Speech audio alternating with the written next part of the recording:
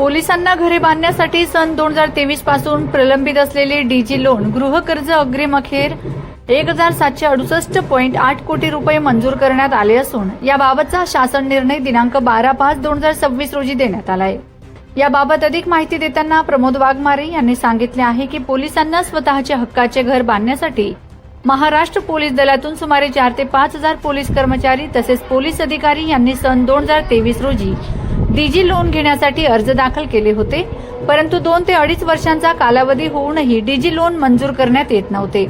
त्यामुळे police boys असोसिएशनचे संस्थापक अध्यक्ष प्रमोद तानाजी वाघमारे तसेच त्यांचे जिल्हा अध्यक्ष यांनी संपूर्ण महाराष्ट्रातून प्रत्येक जिल्ह्यातून जिल्हाधिकारी, स्थानिक आमदार, पालकमंत्री यांच्या मार्फत महाराष्ट्राचे मुख्यमंत्री तथा गृहमंत्री देवेंद्र फडणवीस साहेब, त्याचप्रमाणे तत्कालीन उपमुख्यमंत्री तथा अर्थमंत्री स्वर्गीय अजितदादा पवार साहेब, त्याचप्रमाणे उपमुख्यमंत्री एकनाथ शिंदे साहेब यांना निवेदन देऊन सतत पाठपुरावा केला होता। तसेच डिसेंबर 2025 मध्ये नागपूर हिवाळी अधिवेशनात विधान भवनावर भव्य मोर्चा काढून गृह राज्यमंत्री पंकज भोयर साहेब यांची भेट घेऊन त्यांना देखील निवेदन दिले होते। त्यावेळी पंकज भोयर साहेबांनी राज्याच्या अप्पर गृह सचिव राधिका रस्तोगी मॅडम यांच्यासोबत पोलीस बॉईज असोसिएशनच्या शिष्टमंडळाची बैठक घेतली होती।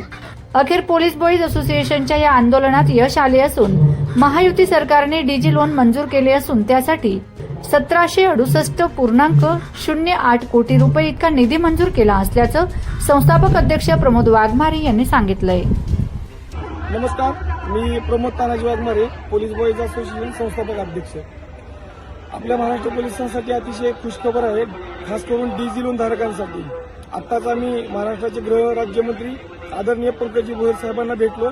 आता विधानभवनामध्ये जाऊन आम्ही त्यांना विविध आपल्या पोलिसांच्या मागण्यांचे निवेदन दिलेले आहे आणि या ठिकाणी पंकज भोयर साहेबांनी ज्या आपल्या रस्तोगी मॅडम आहेत, रस्तोगी मॅडम सोबत आमच्या पोलीस बॉईज असोसिएशनची बैठक लावली आणि त्याच्यामध्ये आम्ही 2 मागण्या महत्त्वाच्या त्यांच्यासमोर मांडलेल्या आहेत। एक म्हणजे 2023 पासून डीजी लोन अद्याप मिळालेलं नाही, तर ते डीजी लोन कधी वाटप होणार, आणि दुसरा विषय महत्त्वाचा म्हणजे पोलीस खात्यातून सेवानिवृत्त झाल्यानंतर सेवानिवृत्त झालेले पोलीस अधिकारी, कर्मचारी आणि त्यांची पत्नी या सगळ्यांना यांना त्यांच्या प्रत्येक पूर्ण आजारावरती महाराष्ट्रातील सर्व शासकीय दवाखान्यामध्ये मोफत उपचार देण्यात यावे अशी आम्ही मागणी केली होती।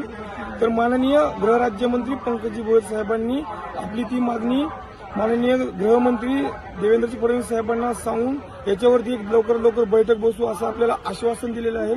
साहेबांनी सुमारे 15 मिनिटाचा आपल्याला वेळ दिलेला आहे आणि रस्तोगी मॅडमनी सांगितलेलं आहे की डीजी लोन आचारसंहिता संपल्यानंतर तात्काळ वाटप करण्यात येईल। हे डीजी लोन धारकांसाठी खुशखबर आहे आणि सेवानिवृत्त झालेले पोलीस अधिकारी, कर्मचारी यांच्यासाठी सुद्धा खुशखबर आहे की आता लवकरच मुंबईमध्ये आमची पोलीस बॉईज असोसिएशनची गृह राज्यमंत्र्यांसोबत बैठक होणार आहे आणि त्या बैठकीमध्ये हा निर्णय लवकर जाहीर होणार आहे।